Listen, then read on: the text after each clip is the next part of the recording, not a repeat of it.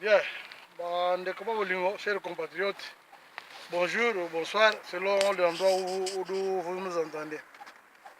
Vidéo tout ça là, ils allaient justement, il y a suite, il y a vidéo tout ça là qui il y a 4 jours, il y a le lundi passé, comme lobby ils a jour à des jours à marche dans Namboka kuna, bon, tu crois que tu as eu pas moi, tu peux voir même que bino na biso batu libanda na bino batu na mboka tu ali mutu moko, donc tu crois que tu as bino te yango na tobi tout ça la vidéo pour encourager bino nyonso. Seulement vidéo audio ça il y a la deuxième partie, il y a audio tout ça qui est la première partie mais si c'est qui c'est pour la raison technique to kata ka ngum kuse yango to la ndela. Abo ça moi tout ça moi rappelle le moké dans la vidéo tout ça qui bosso to lobela qui la première point to lobela qui nango ça qui unité à congolais. Et comme unité moi monotonie moko boy unité photo monotonie wana il faut ça là parce que eloko ezobebisa biso makambo nyonso ezali yango ezosanga biso unité moto ezosanga biso toaki ini biso nyonso mais ti lelo toza bisika toza te parce que stratégie basique ya Rwanda ya force d'occupation ezali division entre biso bakaboli biso comme ça bakoka korégner très sur biso. Alors il faut te mettre maintenant cede na comme na libala eloko wana ya unité tozala vraiment unis.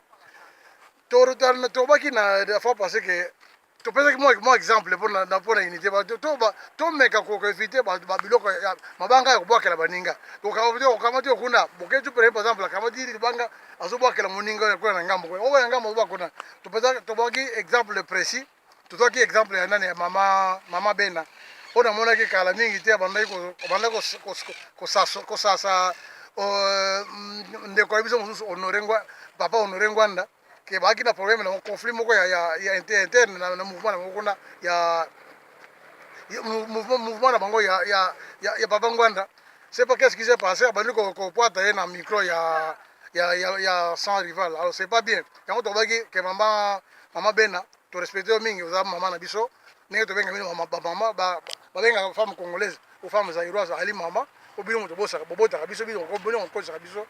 To pense que mama prochainement soki bozala likambo na bino ozo likambo na papa Ngwanda memango sima ya ndako bokende bosola très bien soko monike bomozu moya ko yoka na boyoka ni bien te boluka ta congolais muzu azala intermédiaire bokoki ko senga même équipe na biso équipe na biso en Espagne to ko seconde bino to ça c'est bien bonne solution mais to tika makambo finga na panga po yango de lembisa biso mingi. C'est pas donc peut être c'est dino wana ke totika en outre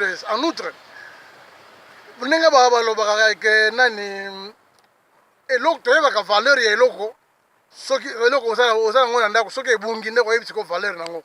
C'est une chose en fait les français ba loba ke nul n'est prophète chez lui. Papa Ngwanda wana ngai na été personnellement na ka mbongo na été na be sika la kate na be sika vendre kate mais ce qui m'a il faut parler net et clair. Papa Ngwanda ça mutu moko to ko négliger été. Bien sûr na époque où to salaka criminel crioté kuna oki basalaki gafa minene bato bako benga terminator mais du moins il est le seul collaborateur placé à Mobutu. Azoki courage ya ko reconnaître ba faute na moko publiquement comme ça et puis asengi biso pardon. Moi je crois que bande ko Congolais bozo kangai soki muta biso no to sala masumu soki muta zu courage ya bimelo liboso ndeko mais mababe asala ki olobi limbisa ngai en tout cas na je crois que to kanga mato ite to beka ko lembisa mitema na biso to eba ko pardonner aseka ki pardon abi ke voilà to bona lutte za ko sala ke makambo ebele alobakala yango za ko mona ngolelo donc to assure que alonga na côté ba aza collaborer ngana meli mbondo pona yete mais du moins na moni makambo zo mona ke azali mutu moto ko compter na ye. En plus Honoré Ngwanda il est un des responsables au bayebi très bien va secret ya mboka na biso et surtout na partie S ya Congo kuna parce que asana Mobutu aki très calé dans la makambo sécurité ya mboka donc Honoré Ngwanda yebi secret ya la limite ya biso. Un pays sans sécurité, c'est pas un pays. Un pays sans garantir la limite, la frontière, et ça pays mon moi je crois que ce qui est là, nzambe asalisi biso apesi biso makasi tolibere mboka na biso tokomi koconsigie tokomi kogere yango biso moko honore ngwanda soki meme toponi président te tokoki kokamata ye meme na cabinet ya sécurité azala adirige cabinet ya sécurité et puis compte tenu ya age na ye moi je crois que soki meme toponi président nandimi te ke mandat ya mboka bizaka 5 ans nandimi te kosala asali premier mandat asilisi alobaka azakangama na politique lokola kanambe ke asala su deuxième mandat asala aluka su troisième nandimi te na expérience oza nango na makambo tozomona na age aza nango même soki toponi président moi je crois que akosongisa akomettre un peu d'ordre na makambo puisque ali inde ceux qui connaissent très bien le secret ya mboka akotia un peu d'ordre abe nani na ye tomonaki ndenge na Afrique du Sud elekaki Mandela bundi mboka yeko so liberté azui présidence moni atingamaki te atikaki na ye donc tozalaka vraiment na dans contre togardaka dans contre Honoré Ngwanda te naza avocat na ye te mais du moins nabaki encore nabaki avant qu'il faut parler clair et net ndenge on eza opinion na ngai toza vraiment tolinga tosala démocratie mutu aza libre kopesa opinion na ye bokoki koépauler opinion na ngai bokoki korejeter yango c'est à vous de savoir mais du moins ngai nalobi napesi tolio nakoki kopesa ensuite lutte ya Congo eyali mpona toyeba bien ke ezali likambo ya tout congolais toluka mutu na mutu na kote na ye tokomoni ke yo okendaka classe luka bango omene lutte na ndenge ya classe okoki napesaka cours na professeur luka bango epesa omene lutte na ndenge no ya kiprofesseur onga aza militaire luka bango omene lutte na ndenge ya militaire tomonaki dernièrement tomona makambo bangombe ekota na bandundu bandeko ya bandundu bango nyonso bakangikangi maboko bazomona bangombe bazotamona balabala boyebi mpa bangombe wana euti wapi bangombe wana eza ya nani oyo ameni bangombe wana baza na mikanda te baza na autorisation baza na bangombe wana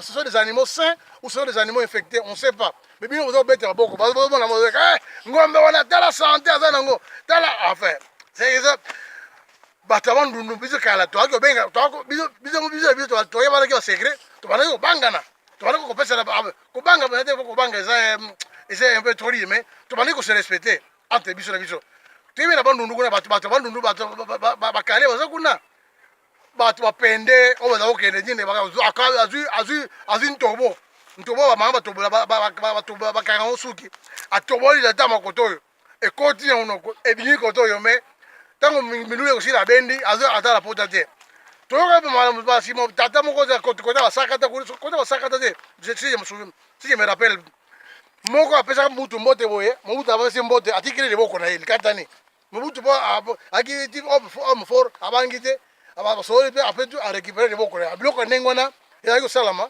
lelo bozokomprendre te bomona bangombe maladi ezokota na mboka bokangi maboko tozokomprendre sulu te tolamukani bana mboka tolamukani ke makambo eza kokala chaque jour makambo eza koyaka de plus en plus dire bangombe wana soki moyen ezali mais bon toraisonne un peu très bien bandeko biso bato ya bandundu ipolitika namba se asalisi baforce commune ebele na mboka soki 83 force commune eloko wana eza kozanga bino bosala baforce commune mpona bangombe wana bomonike nguva bangombe eza koya bozwi essence botie na kati ya molangi ya plastique te me molangi ya cristal otie ndambo essence na kati ya molangi ozwi bapape ya bien bopelisi yango ntango omoni nguva bangombe ezala bobwaki yango ntango molangi ebetela bele pa epandani bangombe ata 10 bakozika soki boza 20 pe soki bosali biloko ndenge wana bokolimine déjà près de 200 ngombe bosali baforce commune bakende comme ça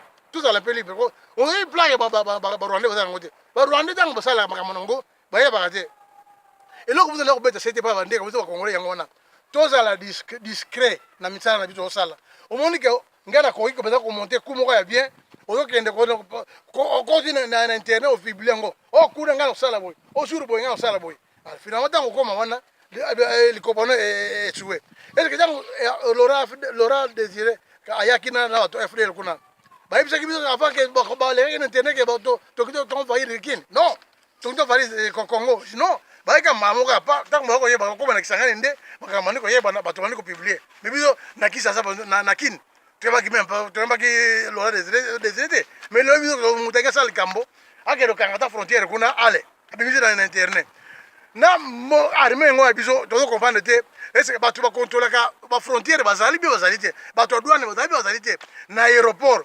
mikonoso chaque semaine Hippolyte Kanamba alias de ex-président de la République Hippolyte Kanamba alias Joseph Kabila au moins 2 fois par semaine akendaka Rwanda azongaka James Kaba ndoko ne ka James Kabarebe ayaka chaque fois na kindi ko pesa meeting ya buzoba baba réunion buzoba na ayoko ta buzo mais pourquoi bokanga ye babo ile ko seleka kuna na kata aéroport te boyindi za makambo avion na yendenge ndani Kagame asala ki Juvenal Biarimana kaseleka usi atini mortier na avion a Tanzanie mutu moyela za sute et je dois comprendre makambo sute.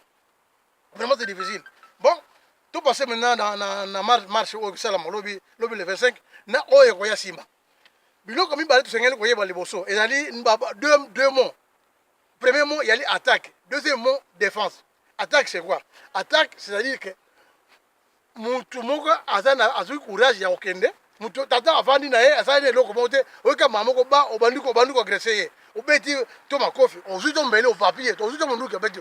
Wana isa attaque. Défense eza eloko nini on vandi na yo omoni osali eloko moko te mutu moko ayeka mamoko akweli yo awandi kobeta yo bazali kosala nini awandi kosasa yo alinga boma yo boyoso kotika ndoto na te osala quelque chose pour renverser pour lutter contre mutu wana bien ozongisela eloko alinga osala wana défense.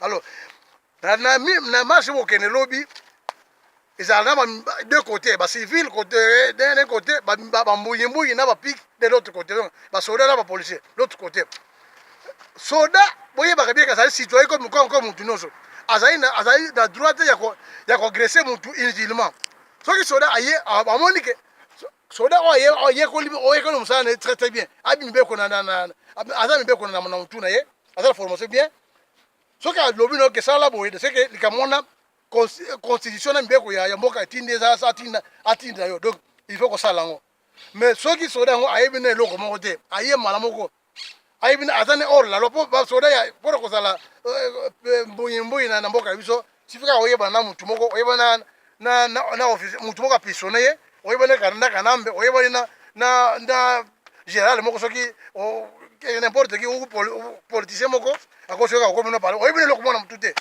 mais normal soki policier aye be loko aye benda kwa agresser yo police biso to ali ona to na libanda mboka tout ça bato musu bayekola tout ça bayeko bato musu ça mosala sécurité bamusu ça bakota légion militaire bamusu baza ba docteur bamusu baza ba avocat musu baza ba instituteur bamusu baza ba professeur toyekoli kama ba droit universel ndenge ezala toyebi bien que mutu soka fandi aza droit ya liberté na ye okoki jamais kokende kokite droit na ye o agresser ye alors soki salami ke policier abuki mibeko na ya mboka aye ko agresser yo mais omi défendre o se défendre na suka so to comme suka so ita permettre biso na pesa biso to sa mode démonstration moko ya self défense pour na comprendre te ba sportif tika na kin to sengi na biso ba sportif oza na kin o ba ye ba self défense bon mais ko organiser ba session ba groupe ya ko pesa défense ya ko talisa ba pesa pratique moko ya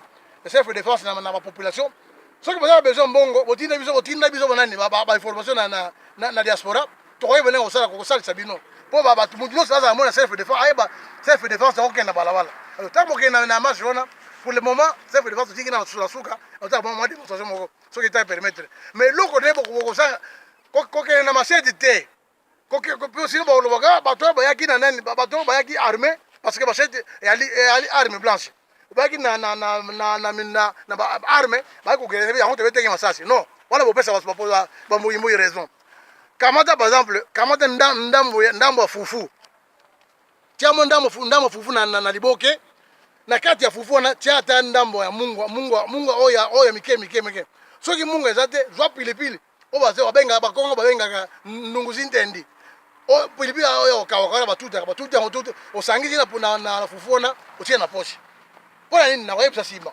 soki omoni ke mwaoza fufu ezali te zwa ta nani zwa mulangi ya pétrole zwa mulangi ya cristal ya primus so ya nani ya coca-cola n'importe zwa mo ndambo essence tia na kati zwa pétrole tia na kati lekisa katikati za papelo pembeni alimente pembeni soki omoni kaka yini te basoda baye kotake bino panga pamba ntango bino boza bino marche pacifique baye kotake bino eyinde ebebebeba boyindiza kaka osi molangi wana opelisi bashare wana bayaka yango bapolisier bayaka yango na bambuyimbuyi eza blende mais eza blende contre moto te soki okamati moto ozwi molangi wana otie pétrole obwaki yango na juste na se ya kare epanda na se ya kare epanda moto epeli bu ekozika ekozala susu blende te bango bapolisier ntango omoniki baza koyela bino buyibuyi na bubulu ya buzoba moto ata milangi ta 10 20 milangi bobwakele bango soki epanda liboso na bango ntango essence oyo ekopandana moto mamoko bakozika kelkeza alo ebebebeba comme ça puisque ipolitike nambe marche ya lobi eza texte mpo na ye baforce intéressant balobi na yeke ata mutu moko akufa te soki mutu moko akufi baleko bakosala nini balinga balimbusa ebembe wana po ye balobaka mutu akufaki te alo bozala vraiment sérieux bozala sérieux soki amonika ebebebeba kaka bango zala molangi ya pétrole nini fufu osala yango nini fufu otie na poche otie te na sachet otie na poche sachet okangama otie na poche bayeleka soki omonike nani mobulu ekomi ya monene mbila mbuyimo eyenga kokanga yo otia na boka oye obibileka pu otia yango obwakele yango na miso ntango ekoti na miso akomona leo na boka amona su te akoma kaka boye benyebo ntango okoni boye otindiki ebeti kude mpe akwei na se fo otie en groupe leo na mutu moko te fo otie en groupe soki bomoko akomi apete ekilibre ndenge bokamati ye azaki munduki botoli munduki wana bokobeta masasi te botoli munduki wana bokende yango bokimisi yango boyo bomongo quelque part soki bokamati bobarfili kozwa kozikisa ata 4 5 blende bozwi babinduki soki bo 20 15 20 22 nakasi nani loyi makambo mosusu ozala te ipolitike alamba oloba makambo mosusu ça c'est une chose en plus na marche yango ntango bokende mbala moko bino nyonso ndenge bagulu ndenge osalaki mbala liboso te il faut bosala ndenge bino ntango toyaki bana mike toyaki na école primaire ngai naki na petit séminaire tobanozala na mouvement tobana kobenga scout bascout donc bascout soki tobimi tosali sorti toza kozala na bato moko toza kobenga banani toza kobenga yango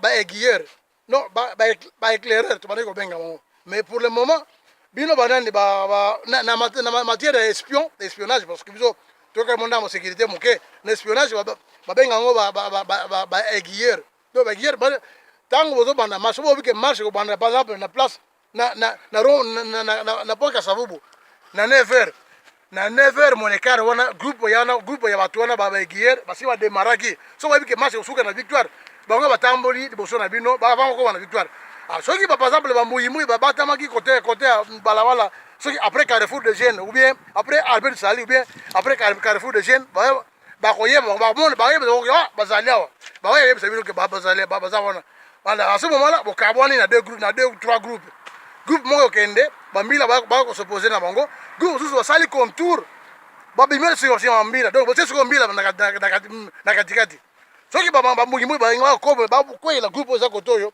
bino bato basiki bino bozala nsima bambila boye bokweyeli bango wale ebebi mbala moko ebebebeba oyo babika oyo bakufa po eza etumba tozobunda fo ozala vraiment très prudent parce que tomonaki na marche elekaki nzalaki bino foto ezali awa ndenge tokende bozokende kaka bino nyonso bodemare bakomi na rompo wana tokande bambila batemaki wana bazozela bino ntango bokomi wana bwa bakweyeli bino bandi kobeta masasi fo luka moye chaque fois kotia bambila wana katikati bango bazala civile kote oyo bango na katikati civile na nsima tozaka siko bomona ndenge balobaka tosouhaite vraiment ke mbala oyo bato bakufa te ndenge bakufaki liboso deuxièmement faut la détermination na conscience pour na marche wana comme bon et puis tant que na marche na ko libérer mboka na ngai bon ça na esprit net banane le petit homme jaune nenga salaki le petit bon il c'est petit homme jaune ba vietnamien na bituma vietnam mona ki ba américain ba ko lobake ba baza première puissance mondiale militairement première puissance mondiale commercialement mais mona ki côté nenga ba chouaki na Vietnam pourquoi parce que les Vietnamiens, ils avaient plus envie de se battre plutôt que de se cacher. Les Vietnamiens, quand ils ont dit Américains, ils ont besoin de bombe, non. Abîmer les forces de base, c'est pas bunda. On est en échec. Parce que les Vietnamiens, même en Irak, les Irakiens, malgré que certains Irakiens, ils sont corrompus par les Américains pour trahir le président Lamongo. Mais La plupart de la population est pour la lutte Yamboka. Comment ils ont tenu l'armée américaine en échec. En 2003, 2005, on va occuper l'Irak. Les Irakiens, ils ont tué au moins 5200 militaires. Donc, la plupart sont des marines américaines. 5200 qui sont tués. Malgré bon, quelques 2 millions, mais bon, ils ont tué aussi. Ça, c'est une chose.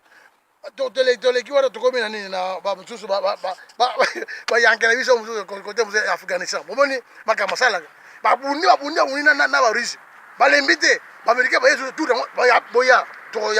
Mais ça c'est que l'objet bino bango na bakamata kaka ti lelo mais faut vraiment na posa kubunda pour libérer mboka pour rien la liberté ne se gagne pas ça s'arrache on est si tu na kana biso bon attends, qu'au pouvoir, il y a pouvoir congolais, c'est quoi? Tout ça, c'est erreur, il y a tout ça qui le 17 mai 2017. Tout ça, c'est erreur, il y a tout ça qui le 16 janvier 2001. Tout ça, c'est erreur, tout ça qui le 31 décembre 2017. Rien, on est. Bon, et puis que le pouvoir, il y a Congo, c'est la Kinshasa. Donc, ceux qui chef d'État, c'est la Kinshasa, pouvoir, c'est la Kinshasa. Bon, là, les trois là, Tonga, Tangiawa, il faut dire que Nambe, à la cause de la Kinité. Dans 97 tango asidi mabo ma Désiré Kabila ya zaki jalo bumashi côté président okino to comprendre tendenge nini Etienne fait Etienne Tshisekedi azaki wana le leader non contesté du Congo Edi Kapende zaki wana un gradé vraiment dans l'armée pour que bazaki pouvoir te batika yaka maboko bafanda yaka maboko kapa mwe moti azika se kidna kanamba zo pouvoir pourtant le wana makabosala tout était possible. Le 16 janvier, ndenge moko tango makamozo be balaki ya ke tango non tango afdel 97 jayi tango afdel la koti Mobutu akimi le pouvoir na kini zaki soute ka ke Etienne Tshisekedi yaki wana azu pouvoir te bon le 16 janvier 2001 tango bomi le Laurent Désiré Kabila kanambe zaki na pemene Lubumbashi pemene okima Etienne Tshisekedi a su pouvoir te, Edi Kapende a su pouvoir te. Tu comprends le aujourd'hui, le 31 12 2017. Dans l'armée, les bisous, officiers, généraux, colonels, pourquoi pouvoir te, Kanambe, à na Rwanda. La tata, marche aussi là, mais pouvoir te, pouvoir te, de dire, c'est zongi. L'homme vous a très bien, vous avez prudent.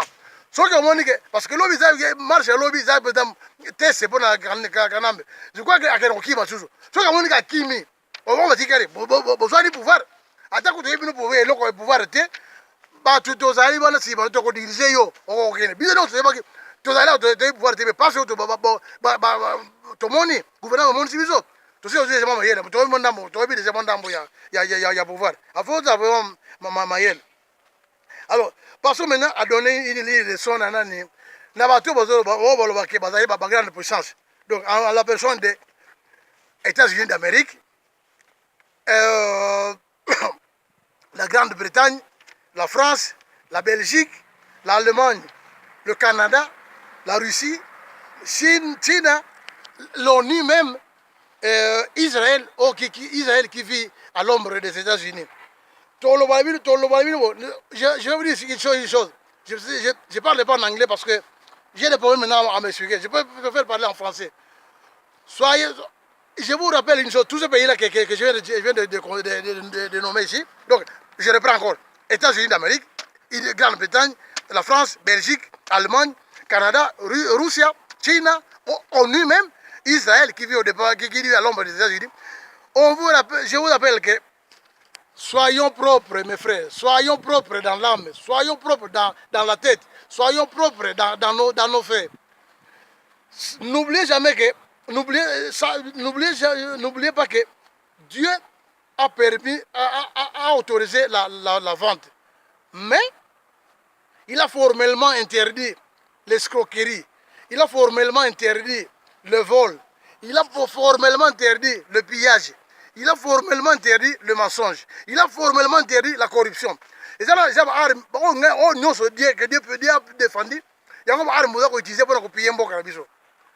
C'est l'arme que vous utilisez pour piller notre pays. Alors, c'est pas digne. Vous n'êtes pas propre. Préparez-vous. Nous autres, au nom de. Comme Congolais, je parle à toute la place de tous les Congolais. J'assume ma responsabilité. Nous vous promettez que préparez-vous.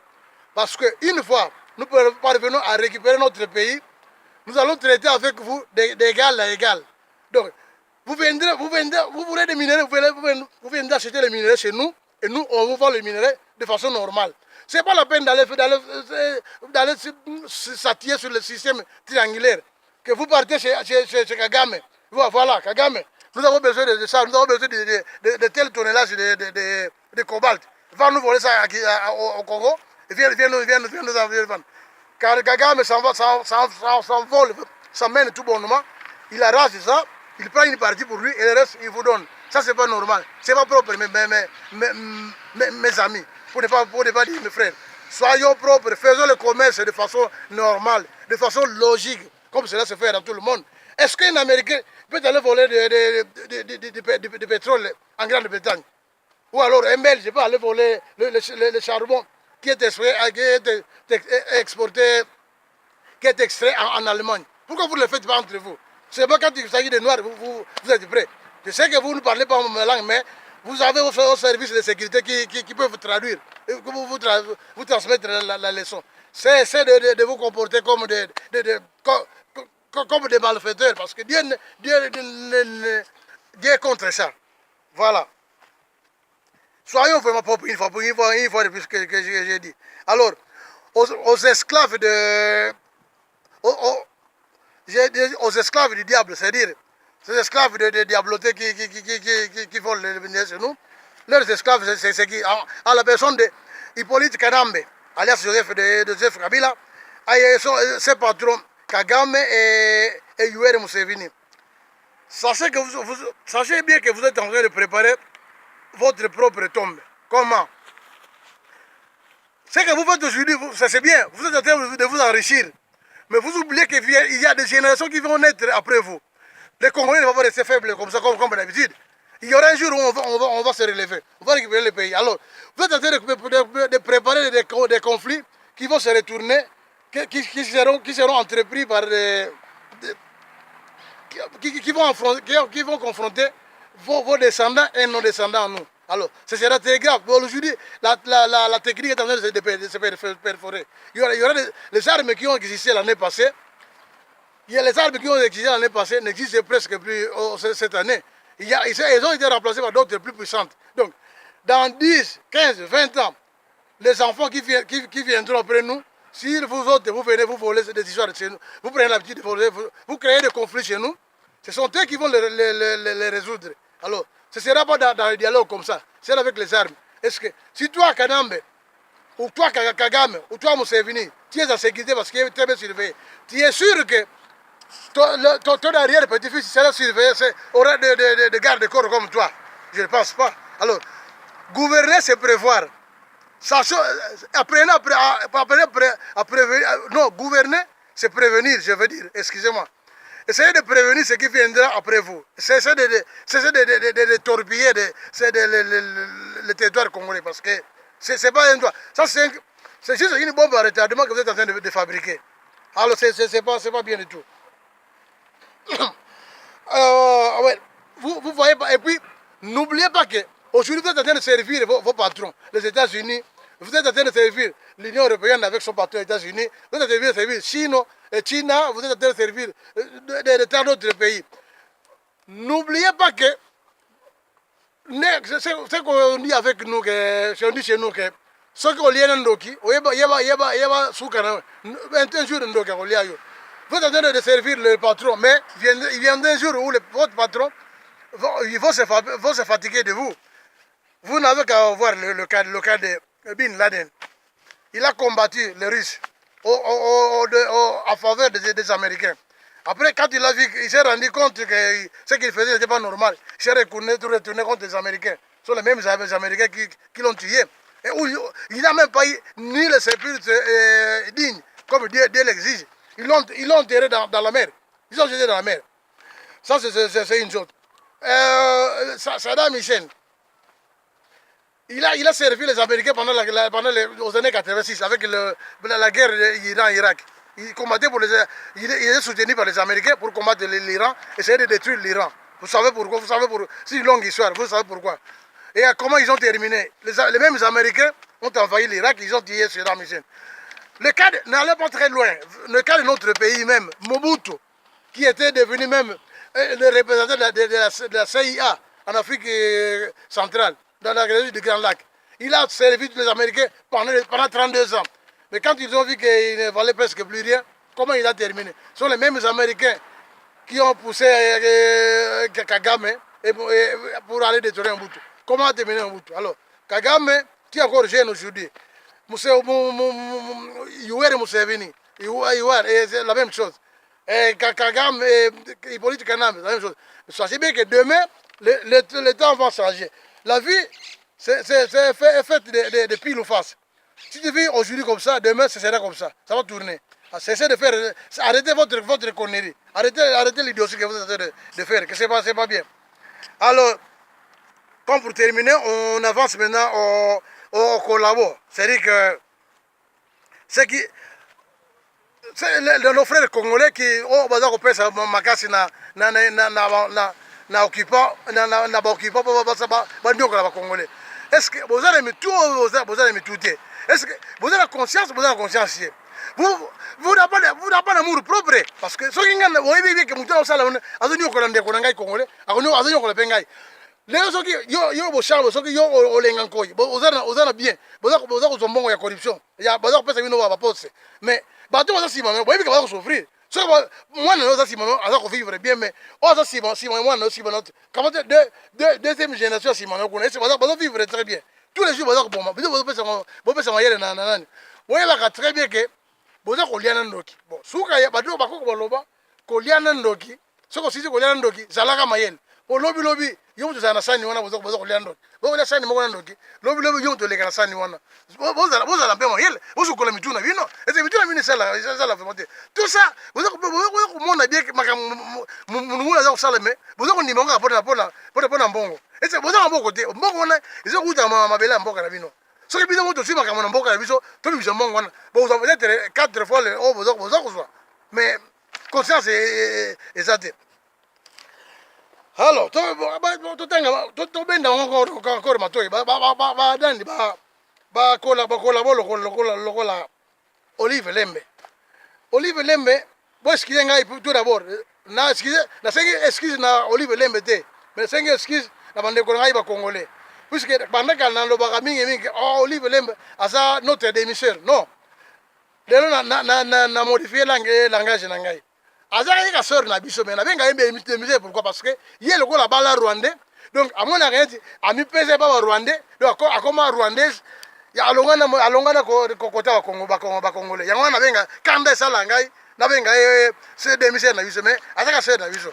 Alors Olive Lembe na ebité ozali mama obota oyebi passe obota est-ce que yo to défendre mbali no zali garant ya constitution makambo za sala keza malamu aza akoiko défier mutu nyonso mama Olive Lembe est-ce que photo maintenant photo eko sepelisa yo zali mama mwana obota oyebi ko bota bana photo eko sepelisa yo mwana oyo azali mama ali mwana mwasi azaki na couvent de sœur ainga comme sœur religieuse mobali na yo na désordre na ye pour conserver pouvoir na ye atindi bambuyimbuyi babomi ye ekeza kosepelisa yo soko mpona komona boye mama oyo mobali oza garant tout pouvoir vient de Dieu donc toute autorité vient de Dieu donc ndambo pesaka autorité akata mutu mama oyo alingaka zala soki peut-être alingaka zala anwari te peut-être même ninga ponaki vocation yake basere peut-être même azalaki vierge donc azalaki sainte devant Dieu bokati ye vie ndenge wana bakei ese osepeli nango tout pouvoir vient de Dieu. La mère Mende yo Hippolyte Kanambe alelaka na mingi te jour wana akende kolela na église kuna alobaka nani na conférence de presse apesaki abike aregete eloko moko mpo il n'est pas parvenu à changer les Congolais. Mais Hippolyte Kanambe nga nayebisi yo zala moins esengo parce que tu as réussi au moins à changer un Congolais. Le seul Congolais yo parvenaki kochanger ezali olenga nani ezali Lambert Mende. Parce que Lambert Mende maintenant avant azaki terroriste na temps Mobutu azaki mabuzoba abomaki bato ebele mais akomaki tant Mobutu akei akomaki neti kama sérieux mais pour le moment il est devenu pire vraiment qu'avant. Il manque comme il respire, il manque comme toi. Yo moko yo parce que yo musa nuka yo ba renenga la vérité. Tout ce qu'il dit c'est du putain. Il n'a que des mensonges. La mère Mende a déjà ko ce qu'il a appris chez toi, c'est aller Coco Samagambo. Donc, tu es parvenu à changer au moins un Congolais. Même si quand c'est pas Congolais, tout est, mais la mère Mende, tu l'as vraiment changé. La mère Mende. Bon, photo, tout ça, tout ça, qui ont imprimé en noir et blanc, j'allais pour diminuer un peu sensibilité. Et pour la famille, la victime, la vidéo, Lambert Mende. Tout ça. Photo benda nini ya boye ekosepelisa yo pona komona ngo. Moni moi noyo, mwana mwasi babeti masasi nelongi. Mutu azaki armete, azaki peut-être na chapelet na boko, obike bato to be obike non muzaki sana na bini. Bon, Mobutu Mobutu ngana. Qui repose un peu. C'est pas Mobutu, mon okasanga le bakute. Hippolyte Kanambe ali makamutu za kusala eza normal. Moi noyo. Moni muno ko nenge komi. Lambert Mende, vous allez très en plus, le même Lambert Mende, Nakoloba. Oloba qui est une église, on a battu une église, na Gosala ba messe, jour à marche, le 31 décembre, le 16 janvier, le 21 janvier. Oui, il y a des terroristes. Donc, les terroristes, bango. Hein? Bato ba bino bokangi bango facilement, ba sa résistance, bolongo yongo bilamba, bokité bango leur personnalité. Pourtant, tout citoyen, dans la loi internationale, tout citoyen bénéficie de ce qu'on appelle les droits du corps, droit à l'honneur. Bon, quitter mon honneur, ça va là. Tu devrais partir en prison. Regarde ce que tu as fait. Naba sango na kati na bango naba filer la bango bolongo ngo bilamba botandi bango nzela bolongo toute dignité est possible ba kinango vous êtes déjà pour poursuivre, c'est ça obenge bango ba terroriste, ces terroristes comme ça. Lambert Mende to longa Lambert Mende to lekina Corneille Nanga ndabite obike mnani obie basala ba vote na machine mino triquer ou bien de liboso lo baike vote aux alatés parce que vous avez la possibilité de faire ba élection. Donc tout ce que vous voulez c'est que makambo to moni awa et ça la makanango ne na bite se bo mona ngo petit oyo ala petit mo azwaki masasi na liboko mo liboko na yango yo liboko ekatani petit de rien du tout. Bakati liboko na masasi ya bambonyi na bino. Vous êtes très fiers avec ça. Au moins liboko ne zala kia yango ekatani petit aza isute. Bon, vous êtes content avec ça. Tolonga tolekina Evariste Boshab ki muluba na bino sawa ezabu na yo na sanyi badi banga jobo sala kaka bokende bawole poste bopese bino poste premier ministre pour te bien tango ba makamo ba za net moi qui tribalisme mais comment spécification ya ba tribu bazakolo ba ke baluba mona clair vraiment baluba za très dangereux mais bino vous êtes à clair mo ke baluba te vous êtes venu pour dire ya ko boaka na tu boaka bino na la poubelle to yo nande kono sa bali banga boza ndenge mo Alexis Tamwe, ministre de l'injustice. Donc éviter ce qui vraiment faut ni ne wana toza nango susa wate faut ngo tika na to tika na kabano kuna. Bozo komona nani toyo je koko il est mourant sur le lit d'hôpital. Vous avez organisé, vous ne pas juge, pas interroger. Mais bon, là où, il que Moutou est malade, il perd une partie de son esprit. Moutou, et ça, le Moutou a se droguer quelque part, ou bien Moutou a mêlé alcool et bélé, il n'est plus maître de ses fonctions. Vous avez posé la question, vous avez la cour juridique, vous avez interrogé, la réponse on a beaucoup reçoit. Est-ce que vous assurez que ça va la réponse normale dans la canne? Au moins là wapi desela basambisa mokilo na muntu oyo soki tata moko aza alcoolique asali des gars ba memi mama ba liko interroger bazela kana soki alcool wala et les kinyos mata kutu nzambe alobaki ndengona nzambe o sala ki biso o yebi aza pardon mingi alobaki soki omeli masanga olangwe komeka kosambela te parce que oyeba ko place ko tia ite place ko tia ote zera soki kwiti na eleki bon la sukola bien kene kosambela. Moi je crois que c'est comme ça. Alors bino bozo que Corneille Nanga dan Corneille Nanga te tato ya nan ministre de Alexis Tambwe ils ont vraiment tout ça besoin ça là pour bon maintenir va poste bon ça quand bonga mike vous dire que grande victoire les les bosso na bino est-ce que ça m'a trop wifi na moleka yo même oza mama na biso me yo ko mi ko tsakwa na kati bo ikamote continue kaka mbala si to ko yeba mo to kuta na bifurication et ça na les bosso to kuta kuna jour nano jour date okoka matata mponyo yo na ba for diplôme na yo na bande ko za ko secrétaire yo ko secrétaire ngote za ko secrétaire ya kanana ma motata poyo il va dribbler avec tout yo ba e tikali mke banga il peut que banga pas changer yo parce que yo peut aux ndambo congolais banga changer mais et aux aki la chance on a peut-être qui aza ko sala mo aza ko ne osala mo sala po changer yo to le motata poyo o lenga koi continuer à faire la musique parce que yo ngana mona uza vendre politicien théorique pratique la pratique uza no eloko mote André to komena André Kimbuta commissaire urbain que boko ndio sala musala bino mona uza komona mboka ndenge za kubeba mabulu epai ba câble courant na libanda ba fulu kuna ya ili kopa ino musala ki bopesa bato ba malade choléra bopesa ngo ba vaccination bazo malade la vaccination uta Rwanda uza ke périmé bato bazo malade ba kufa encore abino uza ko puyer obise que population bino on va défendre vous êtes là vous kondima vous êtes des âmes sans conscience mundele ngulu bien que oza zairo oza congolais mais du moins zana na reconnaissance pour na bomengo yo zo la Congo banana tanga mutu apesa que valeur mingi o apesa ba pose belé